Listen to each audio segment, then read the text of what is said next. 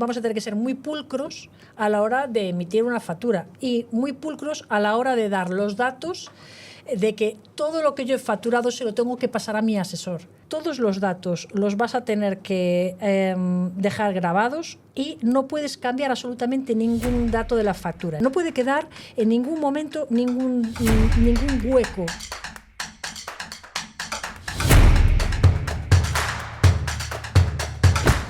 Esther, de nuevo, hablando de fraude, nos habíamos quedado con toda la introducción sobre esta segunda ley antifraude. ¿Cómo nos afecta? De nuevo, lo importante de conocer la ley, conocer el contexto. ¿Cómo nos afecta a autónomos, empresas, empresarios? Bueno, nos afecta a muchas personas, o sea, a incluso particulares, ¿no? Pero bueno, aquí estamos en un canal de empresarios y autónomos, entonces vamos a tirar más para explicar sobre esto. Básicamente afecta a lo del tema de lo que estamos ahora, que es tan candente, lo de la facturación electrónica y el tema de la contabilidad de doble uso, que van a prohibir la contabilidad de doble uso, porque lo que quieren es que exista trazabilidad en la facturación, que se vea realmente que desde que emites una factura hasta que la declaras no vas a obviar datos, ni vas a obviar cantidades, ni vas a dejar de declarar todo esto. Toda esta ley, si hablábamos en el anterior capítulo de quién mueve el dinero, aquí es cómo se registra ese dinero. Sí, de cómo se registra ese dinero y que lo que se estima en un principio que sería la del blanqueo de capitales, que es no voy a declarar absolutamente nada, aquí ya en esta ley te van a decir cómo tienes que hacer para declararlo todo. Vale. Entonces, básicamente es precursora o bueno el inicio de lo que sería la factura electrónica, o sea, lo que ya vamos a estar obligados a partir del 1 de enero del 2026. Empezaba en el 2021, llevamos haciendo todas estas preactividades para... Correcto, educarnos. Para educarnos. O sea, ya efectivamente las empresas grandes, las multinacionales, están ya con la facturación electrónica ya implementada totalmente, pero ahora ya a partir de enero del 2026, del año que viene, en nada, medio año, vamos a tener que introducir lo que es la facturación electrónica en sociedades y después empresas, bueno, pues fundaciones, asociaciones, comunidades de bienes, etcétera, y después más adelante hacia los autónomos, que bueno, vamos a estar todos totalmente fiscalizados y con la facturación electrónica. Acláranos esto de software de doble uso. ¿A qué se están refiriendo? El software de doble uso viene a ser la prohibición de ese software es que tú no vayas a hacer una emisión de unas facturas y que por una serie, por ejemplo, y que no declares una cantidad en un momento determinado, porque hasta ahí tú estás ticando, por ejemplo, estás facturando, y lo otro que tú facturas de una forma disfrazada que no lo ve un tercero, eso no lo vas a declarar. Es decir, voy a poner un ejemplo. Un bar antes, que ahora ya lo han cambiado también, pero antes tenían las típicas máquinas registradoras con la llavecita, etcétera. Entonces, ¿qué es lo que hacía antiguamente las personas que estaban ticando? Bueno, pues le daban a la llave, entonces esa máquina directamente no reflejaba el ticado, aunque tú como cliente veías que te cobraban y toda la historia. Hacía funcionalidad sin dejar registro. Sin dejar registro, y después cuando había pasado otro momento, cuando estimaba la persona, le volvía a mover la llave y entonces a partir de ahí dejaba registro, ¿no? Entonces, cuando nos daban a nosotros los acetas de los totales del día, aparecía una cantidad inferior a la que realmente hacían. Eso es llevar una contabilidad de doble uso. Eso es llevar un registro de doble uso. Bueno, pues en las facturas lo mismo. Hasta el momento lo que se ha podido hacer es una serie determinada. Bueno, pues yo emito una serie y después cuando quiero realmente hacer otra emisión de alguna factura utilizo otra serie que esa no la declaro. ¿Y cómo justificas ese ingreso? Bueno, habitualmente eso suele ser en ingresos en efectivo, que es por lo que la anterior ley bueno, hizo hincapié, y en esta hace hincapié de la reducción del efectivo a unas cantidades que evidentemente no lo puedes hacer. Entiendo que esto es comercio pequeño, de mucha transacción al detalle, ¿no? O sea, esto no es aplicable a empresas que prestan servicios y que tienen que hacer una factura. No le aplica esto del software de doble uso. A priori no tendría por qué aplicarle, pero después el empresario puede decidir si una factura la declara o no la declara. Claro, ¿qué pasa? Si tú tienes un programa de facturación que no te deja hacer, o sea, en el momento en el que tú emites una factura y ya la das en papel, no te permite anular esa factura, porque ya crea un hash, como una especie de una huella que es trazable totalmente, bueno, pues ahí sí que ahí no va a haber un error. ¿Qué va a pasar cuando tú emites una factura porque por cualquier motivo se produce un error y tienes que anularla? Cuando hay un error va a haber la figura de la factura rectificativa, que bueno, el error puede ser tanto en la fecha de emisión como en los datos identificativos como el importe, como en el cuerpo de la factura. Entonces deberás hacer una factura rectificativa y ahí volverá a hacer otra factura, pero tiene que quedar esa trazabilidad de esa emisión. Entonces no puede quedar en ningún momento ningún hueco entre medias. Es una cadenita que tiene un eslabón y que si no se produce la Entonces, ruptura. en el momento en el que tú emites esa factura, eso ya queda ahí guardado, ¿no? Queda la huella. Es como cuando tú en un documento lo firmas con la firma digital. Decimos adiós a ese software de doble uso. El segundo punto, requisitos clave de integridad. Insistes mucho en trazabilidad porque es una de las formas que van a seguir la pista. Sí, la integridad es, bueno, básicamente aquí lo que te dicen es que la factura tiene que ser completamente, o sea, todos los datos los vas a tener que dejar grabados y no puedes cambiar absolutamente ningún dato de la factura. Es decir, tú emites una factura, imagínate, por 150 euros y tú quieres cambiar esa, me he equivocado y voy a cambiar esos 150 y le voy a poner 100, que realmente te estoy cobrando esos 100. No, tienes que hacer la rectificativa y tienes que volver a hacer otra. Yo auguro mucha factura rectificativa. Sí, nosotros de hecho de las preguntas que más hemos realizado a la agencia tributaria y bueno, yo personalmente a inspectores de Hacienda es ¿qué número de rectificaciones de facturas rectificativas va a tener como límite la agencia tributaria, la IA, para llamarte o no? Porque claro, a priori ahora no hacemos tanta factura rectificativa porque la podemos rectificar. Bueno. Pero en el momento en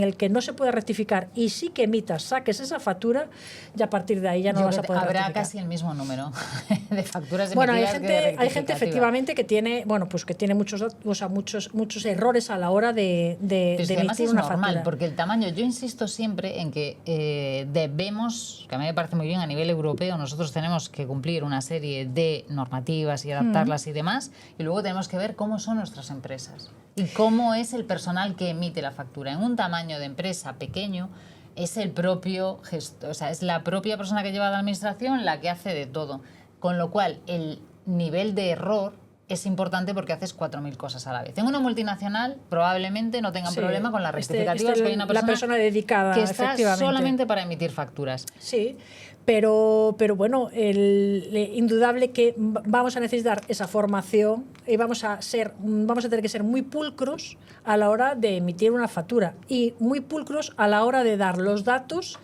de que todo lo que yo he facturado se lo tengo que pasar a mi asesor.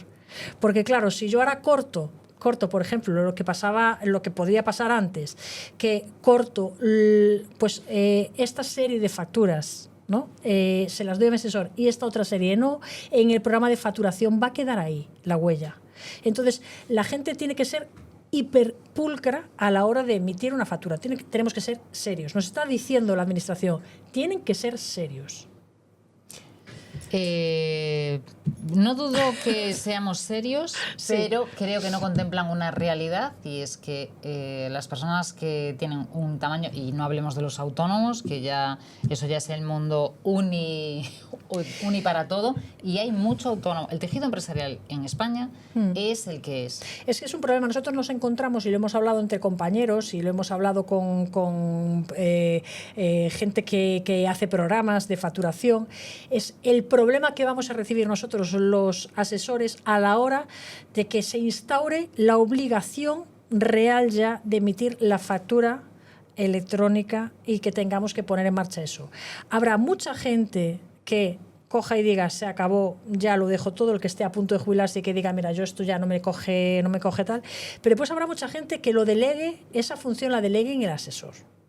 Entonces va a entender que el asesor le tiene que cobrar otro servicio añadido. Cuando la administración está diciendo, no, lo tiene que hacer usted, lo va a hacer usted. Tú no puedes obligar a una persona que no tiene competencias digitales, ni tiene competencias, ni tiene tiempo, ni tiene... Bueno, pero a la hora de pedir una vida laboral tienes que hacerlo con un certificado de digital. Pero se abrirán agencias especializadas en facturación electrónica. Lo que no puedes pasar es obligar a una persona... Pero no puedes obligar a una persona a que, porque tú creas que es importante o sea importante para cumplir tus objetivos, no le puedes obligar en una actividad empresarial y económica a hacer algo que no quiere hacer. Pero es una obligación porque en el fondo si no lo va a hacer esa persona lo va a tener que contratar. Pero entonces tienes que darle estás obligando. Pero o tiene tiempo o tiene dinero. De la otra manera no te costaba. De la otra manera tú hacías una factura en Word. ¿Cuántos electricistas hacen hoy en día facturas en Word y en Excel? Un montón de ellos. O sea, yo tengo muchos clientes que hacen las facturas así. Pero a partir del año que viene ya no lo vas a poder hacer así. Pero vas a necesitar un programa. Por la ley de prevención de datos hemos tenido que pagar a empresas especializadas. Por cada normativa que nos hacen cumplir, de la que no tenemos ni competencia, ni conocimiento, ni tiempo, ni no sé qué, acabas haciendo una tangente porque pues hay una cuestión que cada uno valorará. Es que por lo menos la decisión individual de, vale, me lo quiero hacer yo, o gente especializada en esto, o mi asesor. Tiene más sentido para mí que la información sea un ala de la asesoría, de mi asesoría, no otro servicio externo, ¿no? Sí, pero bueno, ese servicio externo, o sea, el asesor que lo va a hacer, lo va a tener que cobrar, lo va a tener que repercutir en su minuta. Entonces, el cliente se ve con la idea... Pero esta es la filosofía de la normativa, lo siento, pero esta es la filosofía. El cliente se ve con la idea de decir, Dios mío, tengo que pagar por este servicio cuando antes no pagaba. A mí me parece muy bien la ley antifraude y la ley anti-todo, pero precisamente las personas que menos intención tienen de defraudar y de hacer trampa, se ven agobiadas por todas estas normativas que cada vez comprimen más, obligan más al que cumple. Porque yo tengo muchísimas dudas con lo que decíamos antes en el anterior capítulo, que el que quiera y efectivamente sea fraudulento tiene su propia gente, no se lo va a ir a contar a otro. Sí, no se lo va, tiene recursos, tiene conocimiento, tiene gente especializada. Lo que están haciendo con esta normativa tan estricta, que es apretar más al que quiere cumplir, ponerle más y más trabas, ya sea de tiempo, económicas. Facilitemos este tiempo para que... Es que es mucho más ventajoso y sabes que vas a recaudar de una persona que cumple o una persona que quiere hacer las cosas medianamente bien. Está claro. O sea, ¿a quién se le tributa más o a quién le va a costar más? Es a la persona que tiene algo que perder, ¿no? Yo la persona dudo que muchísimo que sea más fácil de detectar una factura, y hablo por algo que me ocurrió la semana pasada, de un colaborador de 300 euros y que luego se escapen 83 millones de euros y nadie lo sepa. Es que para mi capacidad de comprensión esto es bastante complicado. Sí. Requisitos clave, el punto 2 y el punto 3, lo hablábamos también en el anterior capítulo, estos límites de pago en efectivo, ¿no? Modificaron también esos límites de pago en efectivo porque bajan entre particulares, realmente baja a 2.500 euros entre particulares, de particular a particular. Pues si voy a comprar una moto o lo que sea, pues 2.500 euros. Si me cuesta menos de 2.500 te lo puedo pagar en efectivo. Si me cuesta más, tengo que hacer transferencia. Pero entre empresas ya baja el límite de los 2.500 a 1.000 euros en efectivo. Y después, a aquellas personas que no son residentes en los extranjeros, no residentes en España, ahí pasa al límite de 10.000 euros. Es decir, bueno, pues puede haber personas que viven menos de los 184 días al año, que tienen una casa aquí en España y que quieren comprar un mobiliario y que quieren cambiar el comedor y les cuesta 9.000 euros, pues pueden pagar en efectivo. Sí. Vale. Entonces, esa reducción de ese límite en efectivo, evidentemente, da más problemas, pone más problemas junto con esa facturación electrónica, pone más problemas para que haya un fraude a la hora de emitir una factura o de hacer una factura, una nota en una palabra. O sea, que pueden en algún momento determinado decirle a una persona, pues mira, te hago una nota o lo que sea, ¿no? Si voy a hacer una factura y es una cantidad superior a 1.000 euros, por ejemplo, entre empresarios, tiene que ser por transferencia. Hay casos, por ejemplo, el otro día también me lo comentaba un abogado, me comentaba, mira, es que realmente me vino un cliente que yo le hice una factura, pero me vino un cliente con una consulta y después tuve que hacerle a mayores, sobre esa consulta tuve que hacer un trabajo, ¿no? Un informe, etcétera. Claro, la consulta le cobró pues una cantidad determinada y con el trabajo ese que venía relacionado a la consulta superaba los 1.000 euros. Dijo, ¿qué hago? ¿Puedo cobrarle en efectivo? O no, en este caso todo va relacionado, es el mismo trabajo, se entiende que ese mismo trabajo tiene que ser por transferencia bancaria.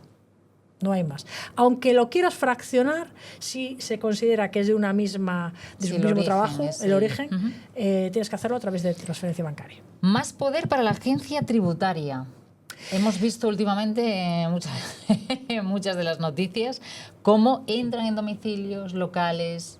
Está completamente justificado esa... Hasta el momento, bueno, no se vio en ningún caso que entrasen con los pinchos o con USBs para coger la información de las empresas. Pueden pedírselo al juez y pueden entrar en cualquier momento en nuestras instalaciones. ¿Qué es lo que también están haciendo ahora? Que están haciendo como un cribado un poco de las actividades. Yo sé que ya he tenido casos también de clientes por sectores que llegan a la empresa y les preguntan forma de pago, o sea, forma de facturación. ¿Cuántas series de facturas tienes? ¿Cómo realizas el cobro? Pues lo realizo en efectivo tal. ¿Cuánto en efectivo y cuánto a través de transferencia o domiciliación? ¿Cuál ha sido? ¿Y esto es sorpresa? Sí, eso es sorpresa, no avisan. Bueno, te hacen una especie de un cribado de información, abren una diligencia y nada más, y no pasa nada. Y tú tienes que presentar a los 10 días pues la última factura, en la que te dicen ¿cuál es la última factura del día anterior? La 356. Bueno, pues tú tienes que aportar esa 356. Tú ya sabes que el día anterior, o sea, si has tenido una doble contabilidad, ahí la tienes que armar la armas muy gorda, empiezas a sudar, vale, pero es que eso es un cribado de información que hace la agencia tributaria por sectores. Sector del petróleo, carburante, en el caso de gasolineras. Ha habido ahí atrás, hace 1 año y pico, 2 años, que han buscado información porque estaban mirando ese sector también de venta de repuestos. Que habrá como estas salidas que se pongan de moda, pues de repente las gasolineras son una buena forma de blanquear dinero. Efectivamente, es que, bueno, ya no de blanqueo, pero bueno, o que puedan entender que puede haber ahí posibilidad de fraude. Entonces, ¿qué es lo que van a hacer? Van a mirar del mismo sector cómo cobran, si cobran mucho en efectivo, si no lo cobran, y hacer como una red, una tela de araña. Y a partir de ahí decir, bueno, pues vamos a inspeccionar esta y esta, ¿no? O cuáles son los proveedores mayores o los clientes mayores. Entonces, ahí tiene muchísima información. Y eso es uno de los puntos de la ley antifraude, el poder recibir esa información, el poder llegar también a un bar y decir, bueno, quiero entrar con el pincho y quiero ver si realmente está todo ticado. Qué curioso que ahora sea, ¿no? Los que entran con el pincho. Sí. Entran con el pincho y dicen, hola, ahora es la policía. Buenos días, que voy a entrarle con el pincho. No, el pincho se lo voy a dar yo con la consumición. Pero bueno, es así. Y la gente tiene, bueno, ahora está con bastante miedo porque, claro, cuando te llaman y te dicen, tengo aquí a un técnico de la agencia tributaria y me está haciendo 40.000 preguntas sobre la actividad, ¿qué pasa aquí? ¿No? Y lo hemos visto y existe. Y después ves al cabo del tiempo que ese sector está siendo inspeccionado. Vale, este es el punto cuarto y el último, cambios en el IVA, IRPF e impuesto de sociedades. Bueno, los cambios de IVA, impuesto de sociedades y IRPF, sí que la facturación electrónica y la ley antifraude sí que realizan, o sea, realmente influyen en eso, ¿no? Influyen en los cambios en IRPF, por ejemplo, en los gastos. O sea, claro, no es lo mismo que tú, por ejemplo, realizas una serie de facturación y haces una contabilidad de doble uso. Aquí, en este caso, con la ley antifraude no te dejan, con lo cual vas a declarar más. Entonces, sí que hay un cambio en ese IRPF, se está declarando más. En el IVA, 8/4 de lo mismo, y el impuesto de sociedades, que puede haber operaciones vinculadas entre, a lo mejor, empresas en el territorio nacional con empresas extranjeras, o sea, que tengan filiales en el extranjero y que puedan evadir, o sea, que puedan decir, bueno, pues te compro el mismo producto a inferior precio de mercado para poder beneficiarme a nivel fiscal. La ley antifraude, eso marca un antes y un después, igual que con la facturación electrónica, que bueno, en este caso la ley antifraude sí que regula, o sea, hace hincapié en el reglamento de la facturación electrónica. Vamos, o sea, con aquí eso. es lo que ya marca hemos justo. Dicho los 5 puntos principales y como ya estamos a puntito de terminar, vamos a este reglamento Verifactu que decías como ejemplo que es como poner una caja negra, ¿no? en cada negocio. Sí, aquí en este caso tú tienes que dejar una caja, o sea, es tal cual, sí, es una caja negra. O sea, tú realmente realizas una facturación y te va a quedar trazado. O sea, todos los datos de esa factura van a quedar grabados ahí en el sistema. Familiaricémonos con este término, hash, que es esa huella digital que va dejando en el momento en el que tú emites registro automático. Correcto, en el momento en el que haces una factura electrónica, o sea, una factura, queda ese hash, que es ese registro, con lo cual queda eso como firmado y es inalterable. Código QR en cada factura para que tanto el cliente como Hacienda pueda verificarla. Correcto. Y el historial completo, nos lo decías antes, no vamos a poder modificar ni siquiera el número de la calle de... No. O sea, la factura es, si yo te doy la factura final, esta factura es correcta, perfecto, hacemos la transferencia o la domiciliación. Tengo que cambiarla, como ya la he emitido, lo que hago es anular, rectifico esa factura y hago una factura correcta. Con lo cual, a priori es preguntarle al cliente, o sea, te voy a decir, mira, te voy a hacer esta factura. Comprueba. Con esto tal, comprueba realmente que el concepto es el que tal. No me vengas para después decirme doble no trabajo, quiero. Doble tiempo para doble cada factura. Trabajo y efectivamente doble esfuerzo, tiempo. Vale, formato estándar. ¿No vamos a poder tener nuestras entidades corporativas o sí? A priori sí, pero a la larga va a haber una factura estándar. A priori lo que te dicen con el formato estándar es que los datos sean para todos estándar, es decir, que en el momento en el que tú esos datos los introduces en el programa, toda la persona o sea, todos aquellos programadores de facturación van a utilizar los mismos requerimientos que Hacienda te exige, es decir, fecha, número, serie, etcétera, concepto, base, IVA. Tiene que ser un formato estándar para que se pueda leer. Y hablas de obligación para empresas y desarrolladores de que tienen que cumplir todos estos requisitos. Los desarrolladores de programas, evidentemente, si les obligan a hacer esta programación, o sea, programar la factura electrónica y hacerla de una forma determinada, ellos van a ser los primeros que tienen que implementarla.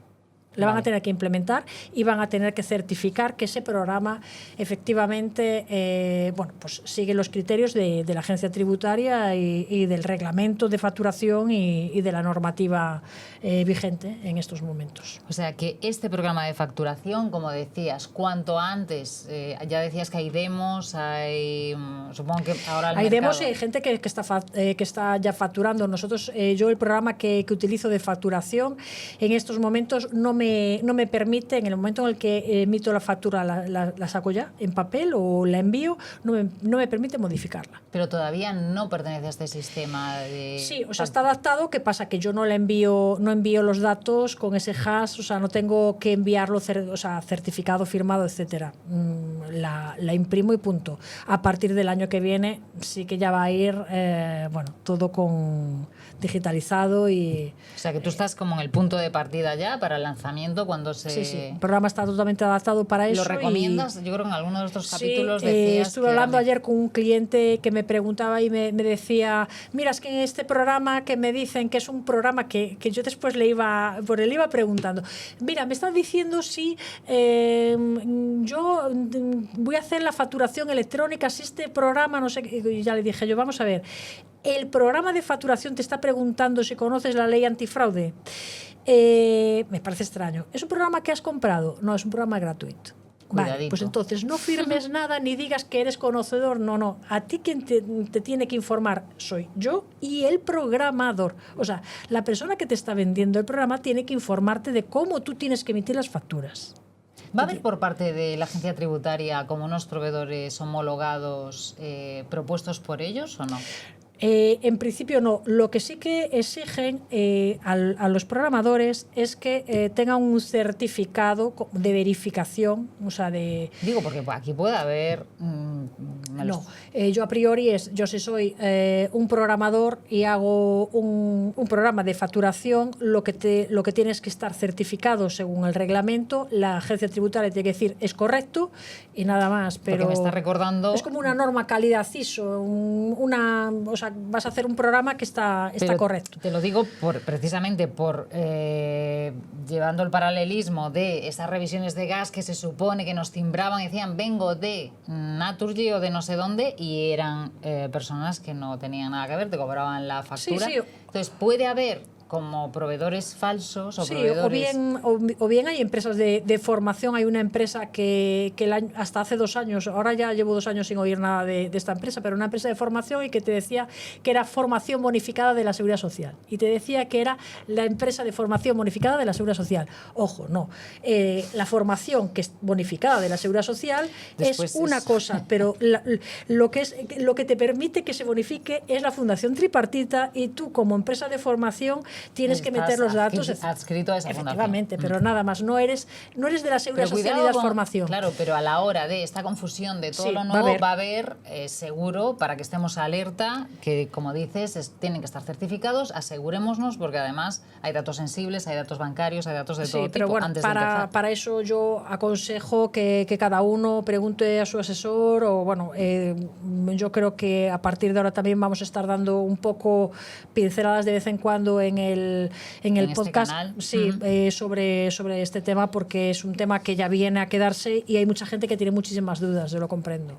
Bueno, pues esta y otras dudas que animamos además a las personas que siguen el podcast que nos escriban, como este por ejemplo ha sido un tema propuesto precisamente porque inquieta mucho la facturación electrónica, porque tenemos que hacer esto, qué pasa con los pagos en metálico. Hay mucha inquietud y nosotros a partir de este requerimiento de conocimiento, pues así lo haremos, lo seguiremos tratando con Esther, experta en reestructuración financiera, en divulgar todas las obligaciones fiscales y, de nuevo, muchas gracias por ponernos estos ejemplos y hacernos entender un poquito mejor las leyes. Bueno, pues gracias a vosotros y el próximo día hablaremos de algún tema interesantísimo, seguro que sí.